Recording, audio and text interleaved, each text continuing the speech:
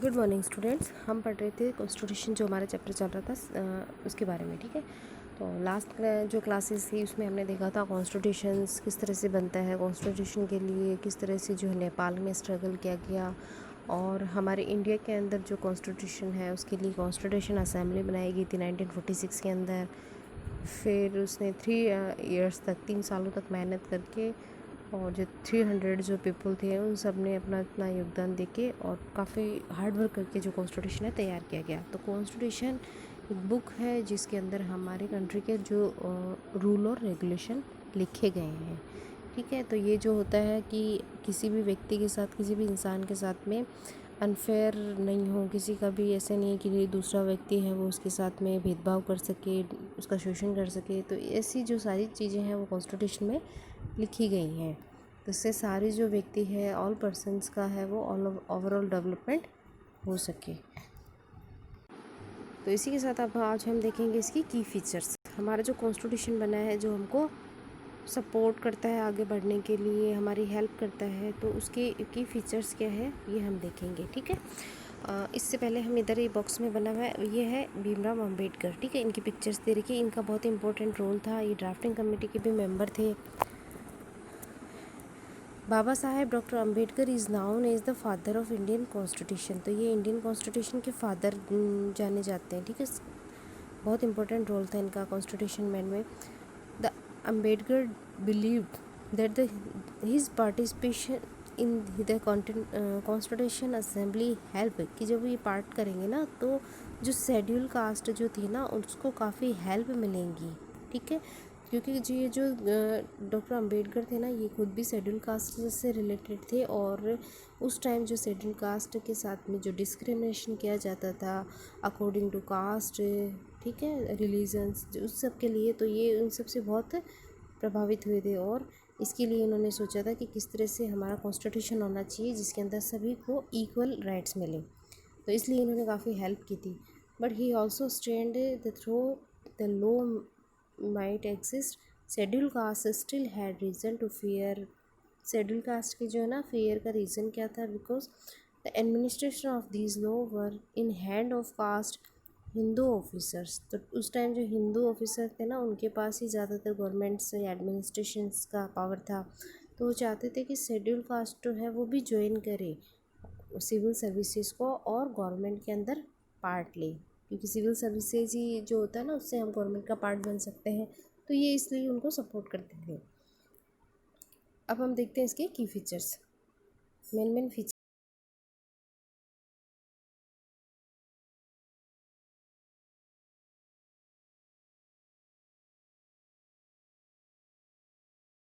क्या है। पूरा जो इंडिया है ना, इसको अलग अलग, इसकी सेंट्रल एक ही गवर्नमेंट ना होके, ठीक है, अलग अलग जो लेवल होते हैं उन पे सबकी अपनी अपनी गवर्नमेंट होती है। ठीक है, और फिर उनके ऊपर एक हेड होती है।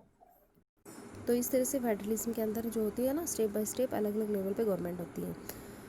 This refer to the existence of more than one level of government in the country. ठीक है, मोर देन मतलब एक लेवल से भी ज़्यादा वाली जो गवर्नमेंट वाली कंट्रीज़ होती है ना उसको, उसमें फेडरलिज्म होता है। इन इंडिया के अंदर we have government at the state level, हमारी सब स्टेट गवर्नमेंट होती है, एंड द सेंट्रल लेवल पे सेंट्रल गवर्नमेंट होती है। ठीक है, Panchayati Raj is the third year of the government, and you had here read about in class 6 book में। 6 क्लास में पढ़ा था पंचायती राज के बारे में, जो थर्ड ईयर है। Look at the functioning is the state government, जो स्टेट गवर्नमेंट के जो फंक्शन थे उसके बारे में क्लास 7 में पढ़ा है। और दिस ईयर के अंदर हम पढ़ेंगे more about the central government के बारे में। ठीक है, तो हमारी जो गवर्नमेंट होती है ना वो अलग अलग लेवल पे होती है। जैसे ये होती है स्टेट, विलेज से स्टार्ट होते हैं, ठीक है, छोटे छोटे गाँवों को मिला के, और डिस्ट्रिक्ट लेवल वाली जो होती है ना वो पंचायती राज में आती है। ठीक है, उसके बाद में स्टेट होता है, एवरी स्टेट, जिसकी 28 स्टेट है इंडिया में, तो सबकी अपनी अपनी एक गवर्नमेंट है, स्टेट गवर्नमेंट है, वो अपने स्टेट के लिए काम करती है। उसके बाद में इन सब पे जो हेड होती है वो होती है सेंट्रल गवर्नमेंट। तो ये इनको हेल्प करती है, सपोर्ट करती है, और इनको ध्यान भी रखती है। The vast number of communities in India के अंदर बहुत जो है ना ज़्यादा नंबर में कम्युनिटीज़ हैं। In India meant by the system of government needed to be divided is that did not involve only processing city in capital city of new Delhi. अब वास्ट एरिया है, इंडिया का जो एरिया है वो बहुत बड़ा है, तो सब एक जगह दिल्ली में बैठ के ही गवर्नमेंट बनाए और उसी को रेगुलेट करे, ये पॉसिबल नहीं है, ठीक है। इसलिए क्या करते हैं, इसको अलग अलग पार्ट में डिवाइड करा हुआ है। ये 28 स्टेट्स हैं, ये सारे के सारे इनको हेल्प करते हैं new Delhi and making decision for everyone, ठीक है। तो एक जगह इकट्ठा होके सारे जो है ना कंट्री का डिसीज़न लिया जाए या फिर उसको रेगुलेट किया जाए, तो ये पॉसिबल नहीं है, क्योंकि काफ़ी बड़ा एरिया है और काफ़ी ज़्यादा पॉपुलेशन है। Instead it was important to have another level of government, तो इसके लिए जो दूसरे लेवल की गवर्नमेंट होती है स्टेट्स की, so that decision could be made for their particular areas. तो स्टेट गवर्नमेंट है वो अपने पर्टिकुलर एरिया का डिसीजन लेती है, while each state in the India enjoying autonomy in exercising power. तो ये एटोनॉमी जो इनको पावर दी गई है इसको एंजॉय करते हैं सर्टेन इश्यूज़ पे। Subject of national concern require that all of this state follow the rule of law central government. और जो नेशनल कंसर्न के जो सब्जेक्ट होते हैं ना, स्टेट के तो स्टेट गवर्नमेंट हैंडल कर लेती है, लेकिन जो नेशनल कंसर्न के जो सब्जेक्ट होते हैं तो उनको जो है वो सेंट्रल गवर्नमेंट के लॉज के अकॉर्डिंग रेगुलेट करते हैं। The constitution content least, constitution के अंदर लीस्ट है डिटेल के अंदर कि कौन सी इशू है वो स्टेट से रिलेटेड है, कौन सी है वो सेंट्रल से रिलेटेड है, तो उनके लिए कौन सी गवर्नमेंट है वो कानून बनाएगी। इसके लिए हमारे यहाँ पे अलग अलग लिस्ट दी गई है। ये सेंट्रल की लिस्ट होती है, ये स्टेट की लिस्ट होती है, एंड एक होती है अदर लिस्ट। तो स्टेट सेंट्रल की लिस्ट पे सेंट्रल गवर्नमेंट वर्क करती है, वही कानून बनाती है। स्टेट पे स्टेट गवर्नमेंट करती है, और ये जो अदर वाली होती है इस पे ये दोनों मिलके बना सकते हैं, लेकिन जो सेंट्रल गवर्नमेंट होता है उसका पार्ट ज़्यादा होता है। In addition the constitution also specifies where each tier of government can get the money from for the work that it's does। तो काम के लिए इनको पैसे भी गवर्नमेंट जो सेंट्रल गवर्नमेंट होती है वो इनको देती है। Under federalism the state are not merely against of the federal government but draw the authority from the constitution as well। तो पार्लियामेंट्री जो जो फेडरल गवर्नमेंट है, ये डिसीजन इसको ड्रॉ किया गया है किस तरह से ये वर्क करेगी। All the person in India are govern by law, सारे जो है वो लॉ की पॉलिसी, लॉ और जो पॉलिसीज़ है इसके अकॉर्डिंग ही गवर्न किए जाएंगे by the each of level of government. जो सारी गवर्नमेंट है उनके जैसे स्टेट गवर्नमेंट के अपने रूल्स हैं और सेंट्रल गवर्नमेंट के अपने रूल और पॉलिसीज़ है, तो इनके अकॉर्डिंग वो अपनी जो गवर्नमेंट उसको रन करेंगे और जो लोग हैं उनको फॉलो करेंगे। सेकंड है parliamentary form of government. Government का जो है ना पार्लियामेंट्री फॉर्म है। पार्लियामेंट के लिए हमने देखा था कि एक पार्लियामेंट होती है, ठीक है, उसके अंदर होता है, उसके दो पार्ट होते हैं ना, तो उसके अंदर हमने देखा था एक तो होती है लोअर हाउस और एक अपर हाउस। वैसे ही पार्लियामेंट हाउस है, इसके अंदर ये दो हो गए, एक तो लोअर हाउस हो गया, एक अपर हाउस हो गया, ठीक है। तो कोई भी रूल और रेगुलेशन बनता है तो वो दोनों में से पहले किसी एक हाउस के पास जाता है, वहाँ से इस पर डिबेट होती है, डिसीजन होता है, फिर यहाँ से ये एग्री होकर नेक्स्ट में जाता है, तो सेम प्रोसेस नेक्स्ट में होती है, फिर वो जाके प्रेसिडेंट के पास जाता है। प्रेसिडेंट जब सिग्नेचर करता है तो वो फाइनली लॉ बन जाता है या रूल बन जाता है, ठीक है। तो काफ़ी लंबी प्रोसेस होती है। और इसमें पार्लियामेंट्री जो सिस्टम होता है ये हमने देखा था लोअर हाउस के अंदर जो होते हैं ना, हमारे यहाँ एवरी 5 ईयर में जो वोट होते हैं उसके बाद में जो पीपल्स जो लोग जीत के जाते हैं एमएलए जिनको बोलते हैं, ठीक है, तो वो यहाँ लोअर हाउस में बैठते हैं और हमारा रिप्रेजेंटेटिव करते हैं। The different tiers of governments that you just read about consist of representative. हमने रिप्रेजेंटेटिव के बारे में, रिप्रेजेंटेटिव कौन होते हैं, वो are elected by the peoples. तो अभी मैंने बताया जैसे 5 साल के लिए, हर 5 साल बाद में जब इलेक्शन होते हैं तो एमएलए जो चुन के जाते हैं वो उनको हमें लोग चुन के भेजते हैं, वो हमारे क्या हो गए, रिप्रेजेंटेटिव हो गए, और वो इस पार्लियामेंट में बैठते हैं। फिर हमारी जो जनता की इच्छाएँ या जनता की जो ज़रूरतें होती हैं तो उनको पार्लियामेंट में रखते हैं। Your class 7 book begin with the story of Kanta. 7th की जो बुक थी वो कांता की स्टोरी से शुरू होती है, जो standing in the line vote during the election, election के लिए वो लाइन में खड़ी होती है। तो द ये इस तरह का एक दिखा रखा, देखो इलेक्शन होता है तब सब ऐसे लाइन्स में खड़े रहते हैं ना, इक्वल राइट्स इक्वल वोट्स जो भी होता है ना, इसीलिए कॉन्स्टिट्यूशन ऑफ इंडिया गारंटी, जो गारंटी देता है universal adult suffrage for all citizens. तो जो सारे जो है ना एडल्ट्स, यूनिवर्सल एडल्ट्स है ना सारे, तो उनको मतलब गारंटी देता है वोट की, ठीक है। 18+ के जो सारे लोग हैं वो इसमें इक्वली रूप से, तो ये जो है ना यूनिवर्स कॉन्स्टिट्यूशन जो है वो यूनिवर्सल एडल्ट फ्रेंचाइजी जो होती है ना, इसकी मतलब गारंटी देता है कि सारे जो एडल्ट्स मतलब 18+ के जो भी लोग हैं वो सब इक्वली वोट के अंदर पार्ट कर सकते हैं बिना किसी डिस्क्रिमिनेशन के, बिना किसी भेदभाव के, ठीक है। तो ये हमारे कॉन्स्टिट्यूशन में दिया गया है।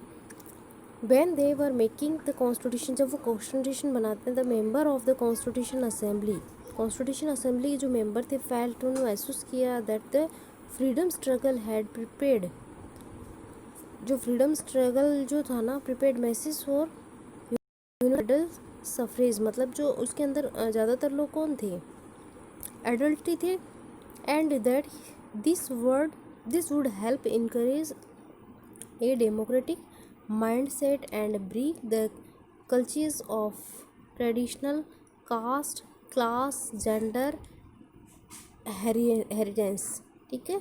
तो मतलब जब उन्होंने फ्रीडम फाइटर जो स्ट्रगलर थे ना, वो ज़्यादातर जो लोग थे ना वो एडल्ट थे। और उस टाइम जो लोगों के अंदर जो मतलब इमेज बनी थी, मैं बना था, तो उन माइंडसेट जो उनका था कि किस तरह से जो लोग हैं वो इसमें पार्ट कर रहे हैं, तो हमको क्या करना चाहिए, जो ट्रेडिशनल कास्ट वाला क्लास जेंडर इन सबको लेके जो भी भेदभाव चल रहा था, क्लचेस था, उनको ब्रेक करना, ठीक है। तो इसलिए ये सब चीज़ों को छोड़ते हुए कॉन्स्टिट्यूशन जो मेकर थे उन्होंने है वो इस चीज़ पे ध्यान दिया और गारंटी दी कि 18 साल से ऊपर जो भी व्यक्ति है, वो चाहे किसी भी कास्ट का हो, किसी भी क्लास का हो, कोई भी व्यक्ति हो, पार्ट कर सकता है गवर्नमेंट के अंदर। This mean that the peoples of India have a direct role in electing their representative. Also, every citizen of country, irrespective of his her social background, किसी भी social background का, can also contend in election में part कर सकता है। These representative are accountable to the peoples, ठीक है। तो सारे जो से ना वो मतलब सारे जो लोग थे वो रिप्रेजेंटेटिव मतलब होते थे। You will read more about why representations is critical to democratic functioning in Unit 2 of this book। जो Unit 2 की जो बुक है ना उसमें रिप्रेजेंटेटिव है, इनके बारे में डिटेल में पढ़ेंगे। तो यही होता है इसके अंदर कि हमारा जो पार्लियामेंट्री सिस्टम है उसके अंदर हम लोग हैं 5 ईयर के लिए इलेक्शन जो होता है, तो उसमें हम वोट करके और रिप्रेजेंटेटिव को सेलेक्ट करके भेजते हैं, ठीक है। और इसके अंदर जो होता है वो कोई भी व्यक्ति होता है 18+ वाला, वो पार्ट ले सकता है और वो वोट कर सकता है विदाउट किसी डिस्क्रिमिनेशन या अनइक्वलिटी के, ठीक है। सेपरेशन ऑफ पावर, जो पावर्स होती है ना उसका सेपरेशन कर दिया गया है, ठीक है। पावर जो होती है ना एक ही पर्सन या एक ही गवर्नमेंट के पास नहीं है, उसको अलग अलग गवर्नमेंट्स में सेपरेट कर दिया गया, बांध दिया गया। तो जो पावर जो है ना वो एक ही जगह इकट्ठी नहीं है, वो अलग अलग जगह सेपरेट कर दी गई है, ठीक है। According to constitution there are 3 organ of government के 3 ऑर्गन चाहिए आपको ध्यान रखने, कौन कौन से, legislative, executive and judiciary. There are legislator, the executive and judiciary, ठीक है। 3 ऑर्गन है गवर्नमेंट के जो मिलके काम करते हैं। The legislator refer to our elected representative, ठीक है। यहाँ जो हमारे चुने हुए रिप्रेजेंटेटिव होते हैं उनके लिए है। Executive is the similar group of peoples who are responsible for implementing laws and running the government. तो एग्जीक्यूटिव वो क्या करते हैं, ये गवर्नमेंट जो होती है ना उसको चलाते हैं और इनके लिए लॉ इम्प्लीमेंट करते हैं, कानून को बनाते हैं। द जुडिशरी जो न्यायपालिका जिसको बोलते हैं, which you will read more in unit 3 में पढ़ेंगे। But system of court in the country के अंदर मतलब जो न्यायपालिका होता है, जैसे सुप्रीम कोर्ट, हाई कोर्ट है, या फिर जो भी जजमेंट का सिस्टम है वो सारा जुडिशरी में आता है। हमारे यहाँ के जो कोर्ट होते हैं ना वो जुडिशरी में आते हैं। तो इसमें 3 टाइप के गवर्नमेंट की जो 3 ऑर्गन होते हैं, सबसे पहले हो गया ना लेजिस्लेटिव, जो रूल और रेगुलेशन को बनाती है। एग्जीक्यूटिव है तो उनको एग्जीक्यूट करती है, कानूनों को लागू करती है। और जुडिशरी जो है वो अगर कोई काम या किसी के साथ अनफेयर होता है तो कोर्ट का जो सारा काम होता है वो जुडिशरी में होता है।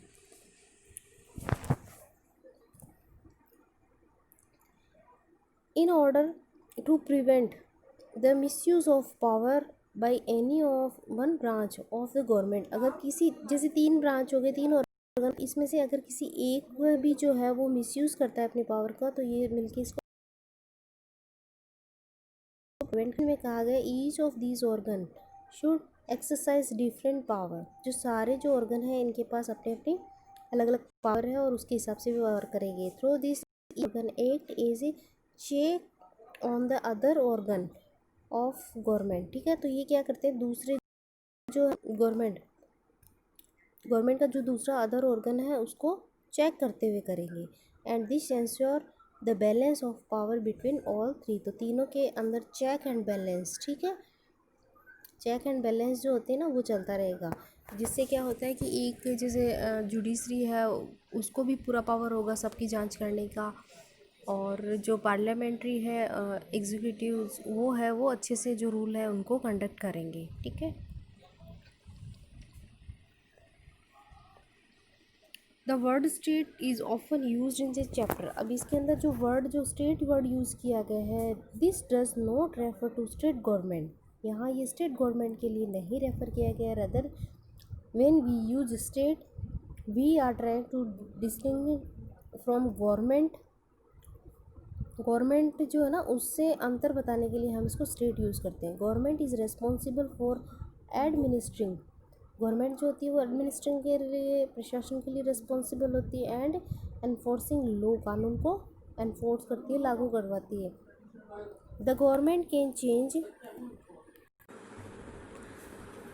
तो गवर्नमेंट के अंदर जो ये स्टेट वर्ड है, ये स्टेट जो state on the other refers to the political institutions and sovereign peoples who occupy a different territory, मतलब अलग जो राज्य होता है उसके लिए बताया गया है। तो इसके अंदर ये होता है जैसे स्पीक ने Indian state, Nepali state, the Indian democratic form of government. ठीक है, तो गवर्नमेंट और एग्जीक्यूटिव, इसके अंदर ये देखना है कि किस तरह से जो गवर्नमेंट होती है ना, स्टेट बोला गया है कि एक स्टेट के अंदर क्या होता है कि सारी पावर्स आ जाती है। ठीक है, स्टेट के अलग अलग पार्ट होते हैं, तो जो स्टेट होता है उसके अलग अलग पार्ट होते हैं। ठीक है, वो कंप्लीट स्टेट कब बनता है, जब उसके पास में पॉपुलेशन होती है, उसके पास लैंड एरिया होता है, उसके पास में उसकी गवर्नमेंट होती है, उसके बाद में उसके पास सॉवरेंटी होती है। सॉवरेंटी का मतलब होता है संप्रभुता, जिसमें वो किसी अदर जो कंट्रीज़ है उसके अंडर में नहीं रहता है। जैसे पहले इंडिया के पास में ये इंडियन का लैंड था, इंडियन के बाद में उसके पास खुद की पॉपुलेशन थी, उसके बाद में उसके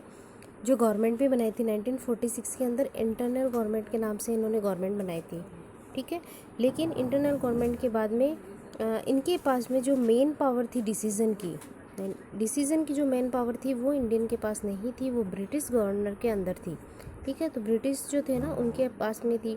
1947 के अंदर जब इंडिया आज़ाद हो गया, भारत जब आज़ाद हो गया था, तो जो सारी पावर्स थी वो इंडिया के पास हो गई। उसके बाद में इंडिया है वो सॉवरेन कंट्री बन गया था। ठीक है, तो सॉवरेन कंट्री बन गया मतलब संप्रभुता हो गया, वो सारे डिसीजन सेल्फ ले सकता है, किस दूसरे देश के साथ किस तरह से ट्रीट करना है, क्या आगे का जो सिस्टम था तो वो आगे बन गया। तो इस वजह से फिर वो एक स्टेट बन गया। ठीक है, तो गवर्नमेंट जो होती है वो अलग होती है और यहाँ पे स्टेट अलग होता है। ठीक है, और हमारे जब हम ये पढ़ते हैं गवर्नमेंट के अलग अलग फॉर्म के अंदर, तो स्टेट गवर्नमेंट मतलब गवर्नमेंट का एक फॉर्म है ये, स्टेट गवर्नमेंट, सेंट्रल गवर्नमेंट और लोकल गवर्नमेंट। ठीक है, तो यहाँ पे जो ये स्टेट वर्ड है वो पूरे जो कंट्री है उसके लिए यूज़ किया गया है।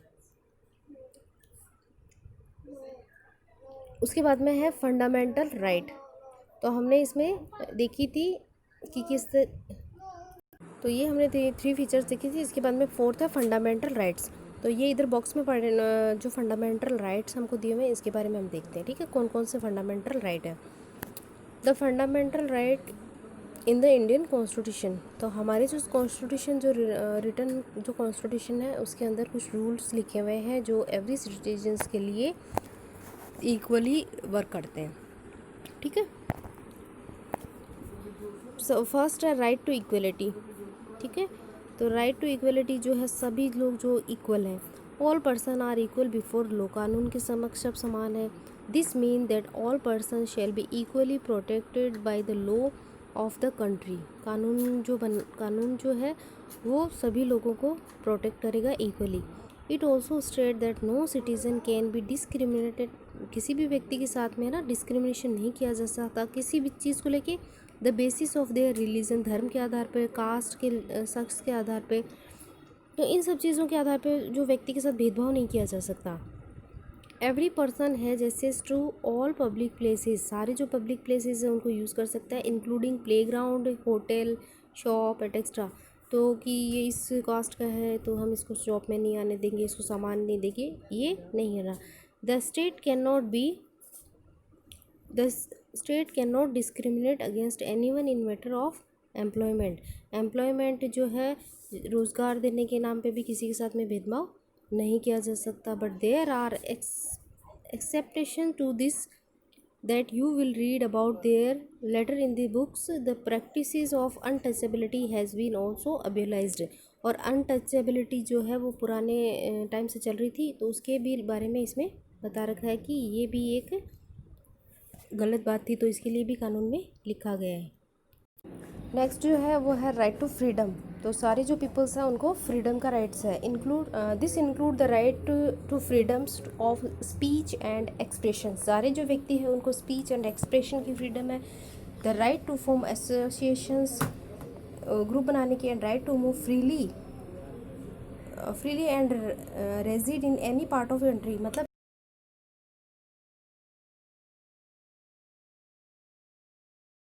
And the right to practice any profession, occupation and business, और उनको किसी भी तरह का जो बिजनेस है, काम है, राइट्स है, वो फ्रीली कर सकते हैं। Right against exploitations, the constitution prohibited human trafficking होती है जो मानव तस्करी जिसको बोलते हैं, फोर्स लेबर, ज़बरदस्ती किसी से काम करवा के फिर उनको पैसे भी नहीं देते हैं, and employment of children under 14 year age, जो 14 साल से जो कम बच्चे हैं जिनकी एज कम है 14 से, तो उनको भी जो है वो ये इनके राइट्स है, ठीक है, काम नहीं करवा सकते, कानून बना हुआ है। नेक्स्ट 4 नंबर पे है right to freedom of religion, किसी भी जो रिलीजन है, धर्म है, उसको मानने की फ्रीडम है। Religious freedoms is provided to all citizen, सारे जो सिटीजन हैं उनको फ्रीडम प्रोवाइड कराएगी। Every person has the right to practice, हर इंसान जो है वो प्रैक्टिस कर सकता है अपने धर्म की, प्रोफेस एंड प्रोपगेट्स, उसको प्रचार कर सकता है, उसको प्रशिक्षण दे सकता है, and religious in their choice, मतलब अपने जो धर्म से संबंधित जो भी एक्टिविटी है वो फ्रीडम कर सकता है। इसमें ये होता है कि वो जो दूसरा जो रिलीजन है उसको मतलब उसकी बुराई ना करें, ठीक है। कल्चर एंड एजुकेशनल राइट्स, सांस्कृतिक और शैक्षिक राइट्स, तो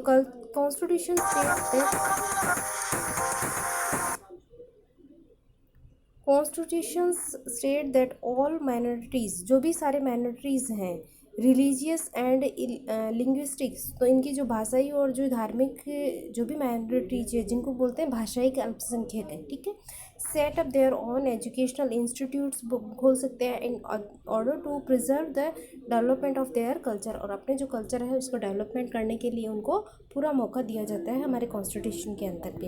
एंड 6 नंबर पे है राइट टू कॉन्स्टिट्यूशनल रेमेडीज़, ठीक है। कॉन्स्टिट्यूशनल रेमेडीज़ का मतलब होता है संवैधानिक उपचार करना।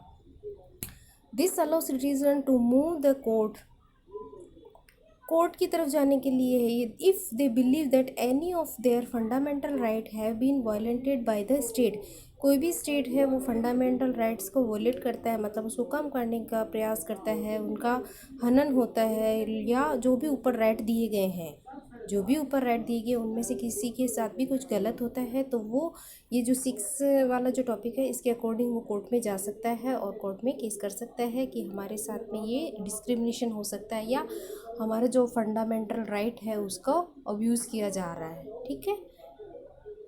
तो ये हमको 6 जो है वो राइट्स दे रखी हैं, फ्रीडम जो है ना, फंडामेंटल राइट दे रखे हैं, तो इसके बारे में जो हम है डिटेल में नेक्स्ट क्लास में पढ़ेंगे।